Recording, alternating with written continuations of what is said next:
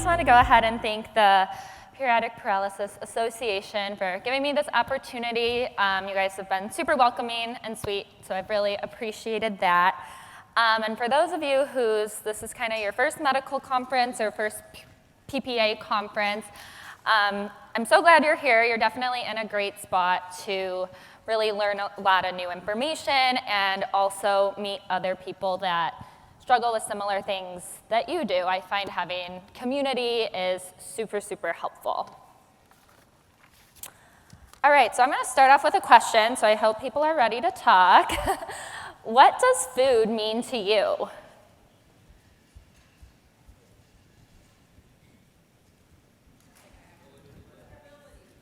Something I have to remember to actually eat?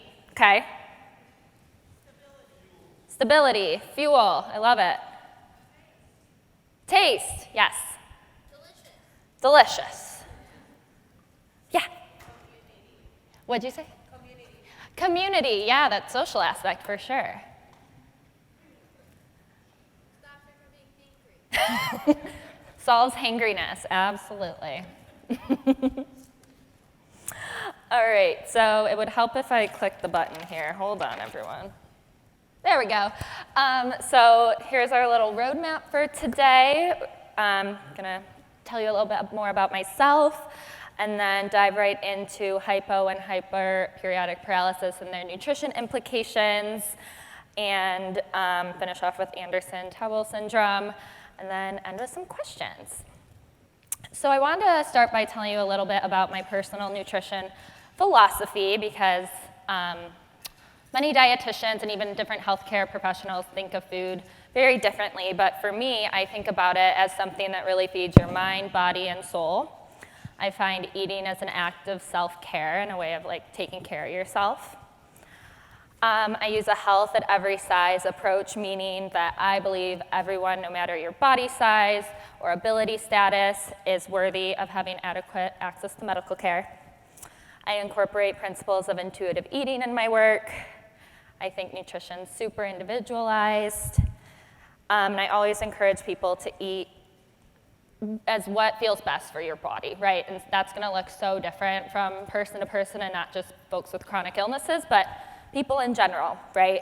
And I always like to remind people there are no good or bad foods. There's simply just food with different nutritional values, okay? So a little bit about me. I'm Anita. I'm a registered dietitian based out of Boston, Massachusetts. I'm gonna forget this slide thing every time, I swear. There we go. I specialize in the treatment of eating disorders and chronic illness, and I really like to work with adolescents and young adults. I am also a chronic illness fighter, fellow spoonie, whatever word you want to say, which really drives my passion for others and advocating for change. I knew from a young age that I wanted to go into a helping profession. As a kid, I remember lining up my stuffed animals and Barbies and playing doctor with them. During adolescence and into my college years, I easily became the therapist friend. So when I first got sick my senior year of high school, I felt devastated that my symptoms and pain were being questioned by the so-called medical professionals. I was young and sick with no answers. My symptoms and quality of life continued to get worse, and I felt hopeless. However, I'm stubborn and determined, and I was going to continue to search for adequate care, no matter what distance I traveled or what that looked like. And so after a lot of suffering, I finally got the answers I needed. I realized how important it is to have providers that at the very least will listen to you and validate you. I realized how many people, especially young women, struggle to get adequate care, and something needed to be done, and I just couldn't sit around and not do anything about it. I know we're often gaslit, told it's all in our head, or maybe it's just anxiety.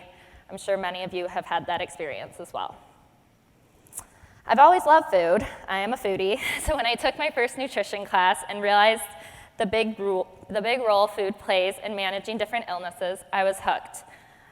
I got to work in healthcare and talk about food all day, which leaves me sometimes hungry most of the day. My passion is fueled by my own search for adequate care when it comes to rare chronic illnesses. I hope to make a difference in the lives of my clients and in the field by being a listening ear and often thinking outside of the box. Everyone deserves access to providers that listen and meet them with compassion. So I like to give this little example of a patient that I guess showcases the things that can be done even when you are in that phase of searching for diagnoses, your answer. So when I first got started in private practice, I had this client who came to me with a bunch of GI symptoms, some other medical stuff going on. After doing her intake and meeting her, I realized there was much more going on with her medical picture. I sent her to a few specialists to gather more answers and help her find some relief. And meanwhile, we started looking at the food piece of things. Oftentimes, when people get physical symptoms with eating, they become fearful of that food, which then limits your diet, right? So then maybe you're not getting the right vitamins, minerals, nutrition you need. You're also missing out on those social things like going to restaurants with friends. And so her quality of life was just kind of on the decline. So by working together, doing exposures, and having her keep a detailed food diary, we were able to help her reintroduce foods back into her diet. Having more food choices again helped her to improve her quality of life. She was able to get back to some of those things she enjoyed. And I like to share this because even though I'm not a doctor and I was not the one that diagnosed her, during that process, which I'm sure you all know can be so frustrating and just feel like you can't get any answers, I was able to help her at least gain some control of her life back while she was working through the diagnosis process. All right. So as I'm sure most of you know, diet can be incredibly helpful in controlling periodic paralysis episodes. Knowing what type of periodic paralysis you have is essential to know what foods to be cautious of. I want one big takeaway to be that nutrition doesn't have to be complicated. I want to help you guys simplify it for yourselves. And we will talk a little bit about the role of potassium in the body. But save your detailed questions for Dr. Cannon because he is the expert and will be coming on after me. Okay. Oftentimes, I feel like we don't think of things like diet, stress, sleep, taking care of our mental and physical health to be so important in managing our chronic illnesses. What we eat can be just as important as other forms of treatment like physical therapy, medication. It's all part of this bigger picture. And I can't really think of one disease or disorder that doesn't involve nutrition in some capacity. As I'm sure you all know, it's super important when we're thinking of periodic paralysis. I don't share a diagnosis of periodic paralysis. However, I have several other chronic illnesses, and I use nutrition to manage them. It's such an important piece in me having a better quality of life and being able to do the things I enjoy, such as being with you all today. The tricky but really cool thing about nutrition is that it's not a one-size-fits-all. It is highly individualized, and I really want to emphasize that what works for one person might not work for another person. Personally, it took me a lot of trial and error to find what works for me. I had to try a lot of things, and even to this day, there's some things that I'm still finding out what used to work maybe doesn't work anymore. So it's kind of this ever-changing process. Because it would be too easy if it just stayed the same, right? I struggle with IBS, gastroparesis, Ehlers-Danlos syndrome, and POTS. So some of these things that I do might be different from what people with periodic paralysis have to do. But overarching, knowing your triggers, being prepared, and paying attention to your nutrition are all common themes. Some things that help me stay on track is eating on a consistent schedule. So my 3 meals, my 2 to 3 snacks, I oftentimes say I eat like a toddler because I am a little bit more of a grazer and I like to eat every few hours because that works for my body. I avoid the foods that cause my symptoms to be worse. I incorporate the foods that make me feel good. I call them my feel-good foods. And for me, increasing salt and fluids helps my conditions. Oh, that was loud, I'm sorry.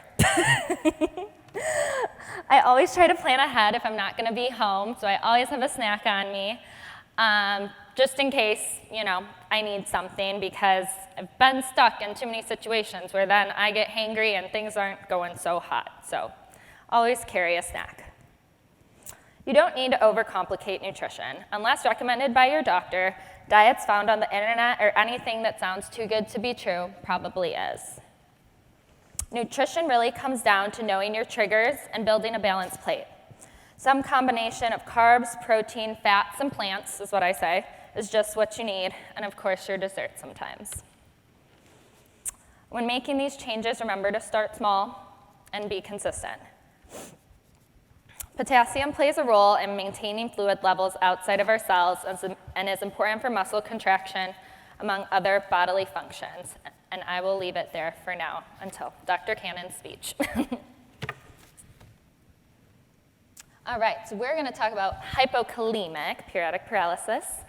What helps me think of this all through undergrad was hypo is the O, and it's the O in low.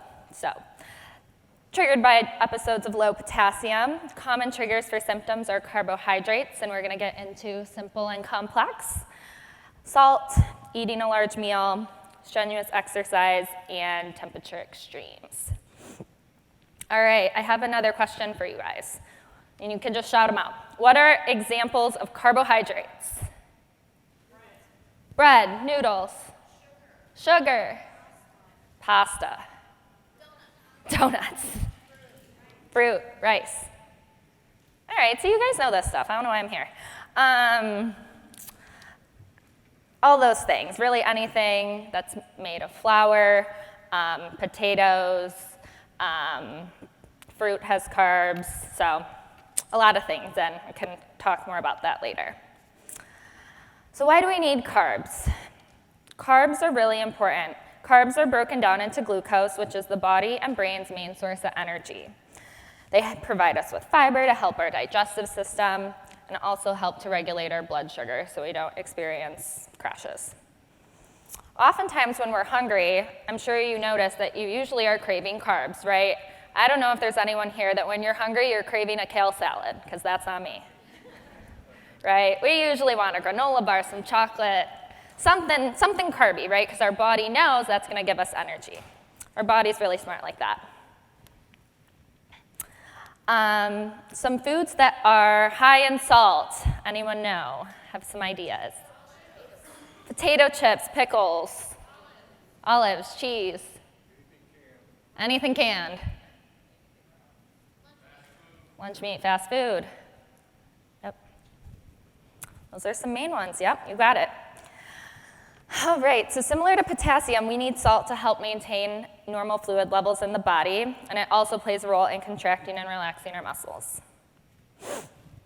When you eat a large meal, if you're someone that has hypokalemic periodic paralysis, you eat a large meal that's high in carbs, it sometimes can trigger people to have episodes. Again, this piece is very individualized on what that looks like. Regarding exercise, when we exercise, we have a drop in our potassium after exercising due to losing potassium in our sweat.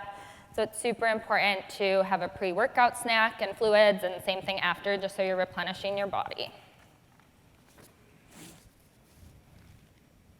All right, so managing hypokalemic periodic paralysis with diet. Oftentimes, eating foods high in potassium and low in carbohydrates can help. So we're thinking avocados, bananas, almonds, walnuts, cheese, eggs, peanut butter, tomatoes, spinach. There's a long list. A little on complex carbohydrates. Complex carbohydrates are those things that essentially take longer to break down in our body. So those are going to be things like oats, whole grain products, certain fruits and vegetables. So basically, those things have fiber, which takes our GI system longer to break down, therefore giving you more of that sustained energy instead of having a simple carb like a piece of chocolate where it's going to cause your blood sugar to spike and then drop quicker. Now, they're both okay. It's just important to know kind of how those different foods work in your body.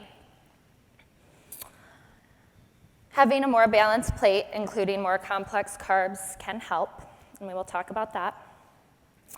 Some more examples of the simple carbs. I want you to think of any white bread products, white breads, pastas, white potatoes, any sort of snack food, candies, juice, anything that's going to kind of give you that really quick burst of sugar. And then we talked about complex carbs. And so how do complex carbs help your periodic paralysis. So they are broken down much slower than simple carbs, so potassium levels aren't affected as drastically. So incorporating more of these is going to be good for you and your symptoms. So you're probably thinking, well, what the heck can I eat if I have to watch my white carbs because they're really good, right?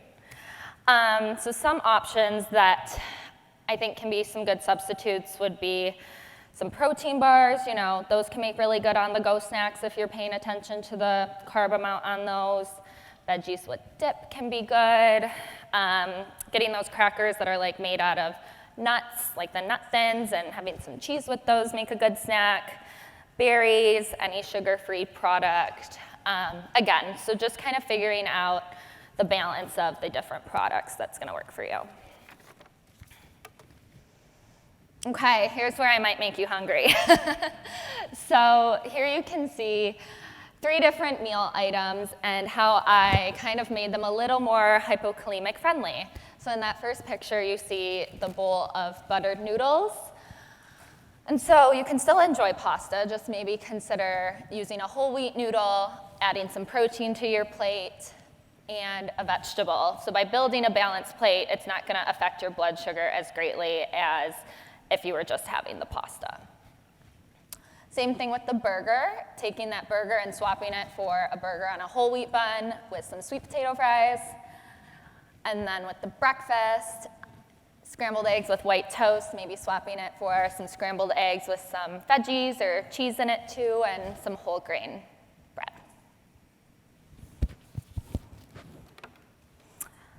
All right. Oops. There we go. So I just wrote down some food ideas that if I had a client that was struggling with periodic paralysis, that if we were doing some meal planning, sometimes helpful to just come up with some ideas that can kind of be your go-to things, right? So when you're not in the mood to cook or think, you know, okay, I can have these foods and they're gonna give me the nutrition I need, be tasty and fill me up. So all of these are going to be hypokalemic friendly. And I won't read through the whole thing, but you can take a look, take a picture if you'd like. And I was wondering if anyone else has any hypokalemic friendly meal ideas they'd like to share, because ideas are always great. Yeah. You can't.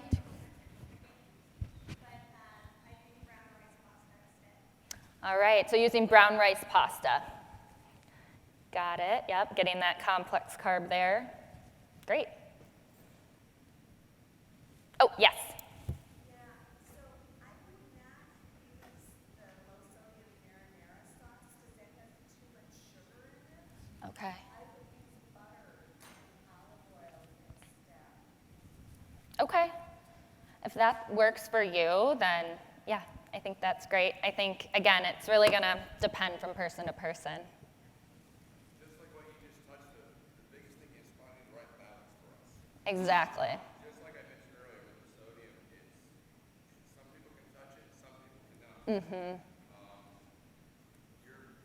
The whole wheat, some of us like, some of the wheat actually sugars it. Like I can't drink beer. Beer because of the high sugar content and the carbonation, yes. But then sometimes I can have something high in salt carbonations and I can eat it and I'll be okay. Same thing with oils and stuff. Yeah. Oil and sugar can cause problems in my system. So it's all about the balance here and what may be up there for one, like you're saying. Right. Maybe the other person's not. There needs to be, this is all over the board. It's all over the board, yeah. And balance. Okay, one more we'll take back there. I was going to say for me, it's all about, sometimes it's about combinations of things. I don't eat too many carbs just in general. I'm generally low carb. I can't, celiac disease, I can't eat gluten, so it's kind of tend to be low carb. But if I eat salty carbs and alcohol, it's a pretty significant sugar for me to have a little. But if I have salty carbs and alcohol together, that's a huge sugar for me. I'm definitely going to take some out of that. So sometimes it's about how you eat what together. Yeah. maybe you can't have that food like by itself, but you can have it maybe with other things. Yeah, so finding the right combination of things that work. Makes sense, thank you guys. All right, we are gonna move on to the hyperkalemic side of things.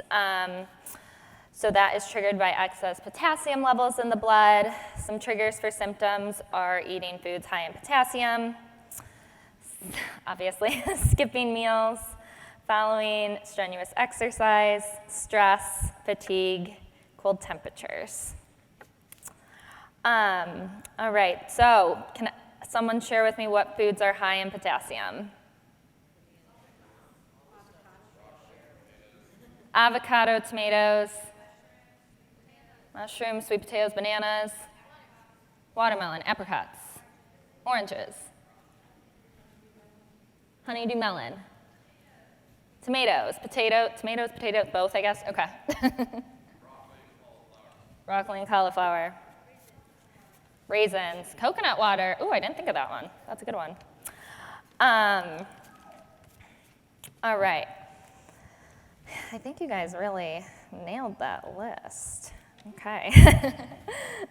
So skipping meals can cause a drop in your insulin levels, which can then cause your potassium to increase and cause symptoms.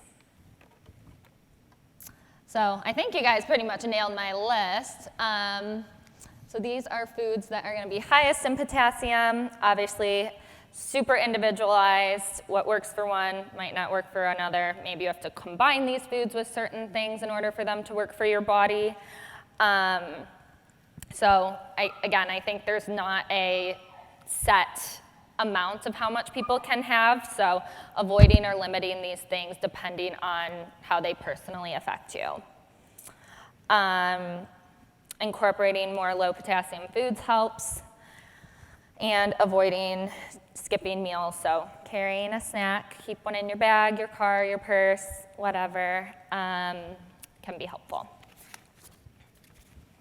All right, so I always tell people when they have dietary restrictions to focus on what they can have. So here's just some, obviously not all, but some examples of foods that are going to be low in potassium that you can have, some people can have, right? Again, maybe triggers are gonna be different for different people, but generally these foods are low in potassium.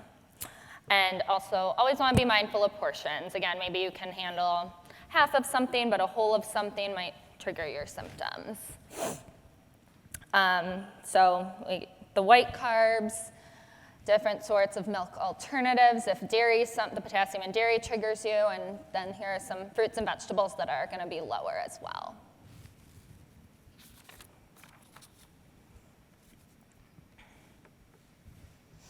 Same thing here. I put together some little meal ideas and snack ideas that might work for some, maybe not for others, but in case you need some ideas for foods, because I know myself can get in a food rut and be like, what the heck do I eat?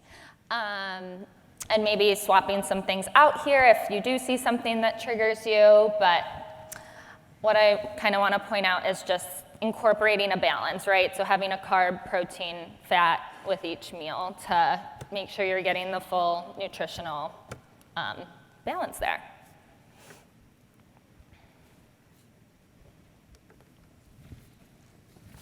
Okay, and I wanted to touch on Andersen-Tawil syndrome, which is a rare genetic disorder characterized by episodes of muscle weakness and paralysis, abnormalities affecting the electrical system of the heart that can cause abnormal heart rhythms, and a variety of distinctive facial and skeletal features. These episodes can be triggered by either high or low potassium levels. This requires a super individualized treatment plan, so really needing to work with a doctor and probably a dietitian to keep a food journal, identify triggers, and help you kind of form a meal plan that's going to work for you. So how can a dietitian help you folks that struggle with periodic paralysis? Definitely can work with your doctor, work with your medical team, be a really valuable member on the team to help you identify triggers to ensure you're getting balanced and adequate nutrition. help ensure that you have a continued good relationship with food, because sometimes when we have to cut a bunch of stuff out, people then can sometimes struggle with disordered eating, or it puts you more at risk for disordered eating and things like that. It can also help if you have any other diagnoses that impact nutrition. And again, I really like to use that team approach because everyone's input is super valuable. And one thing that I'm sure you all are aware, or maybe aware, that I realized while researching for this presentation is we need more research. We need more research. That is something I ran into of just the limited amount of information out there, especially on the nutrition piece, and I'm sure with other pieces as well. So I think continuing to advocate and push for that. So a couple key takeaways. Nutrition is highly, highly individualized and requires a lot of trial and error. It's gonna be a continuing process. Know your triggers and make sure to plan accordingly. Oops. All right, and that is all. Thank you guys so much.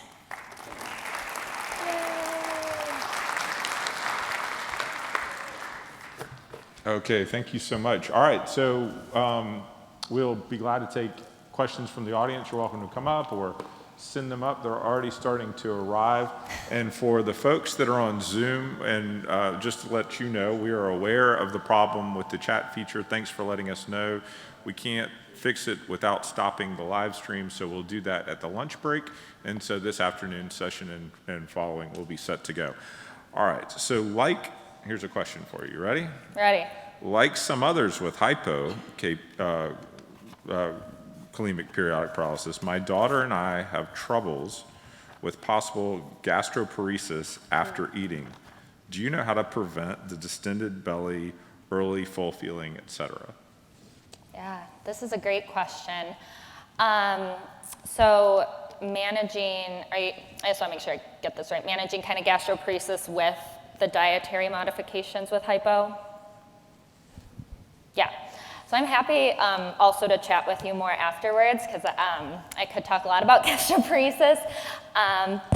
Again, I feel like I've said it 100 times, but finding those foods that are going to digest for you, right? So those are going to be foods that are actually lower in fiber, foods that are softer, don't have skins, easier to digest, sometimes more bland, not wanting to have super fried spicy foods.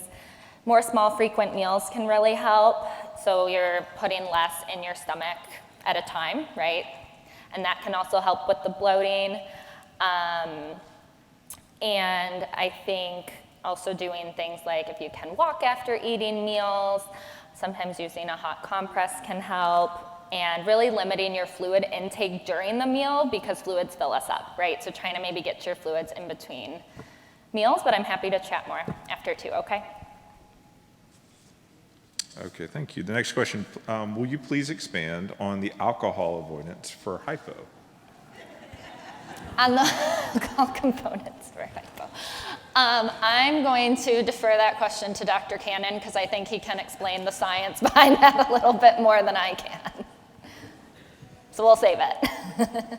Sorry, team, we'll wait for that one. Yep. All right, for hypo, does the sugar content in fruit like bananas and watermelon contradict the potassium in them? Oh, I see what you're saying. That's a good question. I don't know if you guys are going to like my answer, but I think it's going to really depend on the individual and kind of what your threshold is for those things, right? But some people are going to be more sensitive to sugar and how sugar impacts your bloodstream versus others. So again, I think it's fooling around with portions, right? Like maybe having half a banana or having the banana with toast and peanut butter, right? Kind of figuring out what that balance works for you. Okay, the next question, it looks like, I'll give it to you, but I think they may want the audience to respond somehow. Do others have problems in restaurants with the use of MSG and other preservatives? In other words, meaning severe attacks in restaurants. So maybe we could just have a show of hands if that's the case. A couple of hands if MSG or preservatives. Okay, And do you have any thoughts to add to that? No thoughts, no. Okay. Any additional questions from the audience? We have a couple more. Does caffeine negatively impact periodic paralysis? From what research I did not come across anything regarding caffeine. You know, I think caffeine can affect a lot of different things when it comes to digestion, but I think it's gonna be kind of how sensitive your system is, since I feel like probably people with periodic paralysis have a heightened system anyway. You're probably gonna be just more sensitive to it, and so being cautious when using caffeine. Okay. Do you recommend any particular diet for weight loss for those with periodic paralysis? Yeah, so I think if weight loss is something you're interested in, I would encourage you to speak with a physician and also a registered dietitian, because you would need an individualized plan. There's no like specific diet I would really offer you, but I would start by working on having a balanced plate, incorporating any movement or exercise when you can, and general just taking care of your stress levels and your health, and I would follow up with your doctor. Very good. And last question, unless there's more coming up, and we do have a couple more minutes, are there any specific supplements that may help with periodic paralysis? Not that I know of. I think, again, that might be something your medical team might suggest to try. So I would recommend talking with them or your dietitian, since that's also very individualized. You know, they can contradict with other medications you take, and so I'm very cautious with supplements. All right, we've had another one come up. Somebody wants their bananas. Do bananas have less sugar when they're green? Not yet fully ripe. They do have less sugar when they're green versus then when they're ripe, because the ripening process does make them sweeter. When they're green, you also get more of the prebiotic fiber. Now, regards to the exact gram sugar difference, I don't know that off the top of my head, but I could look it up and get back with you. Very good. This one says, my wife has Addison's and hypokalemic periodic paralysis and all of the disorders that you mentioned you personally have. Do you do phone consults? Absolutely. Okay. Feel we'll free to leave it- stop by, and I Yes. will give you my info. Check in after that. Okay. Do we have any? I'm sorry? Turnips? Turnips. I don't know. Is that a? How do turnips work? How do turnips work? Turnips are higher in potassium.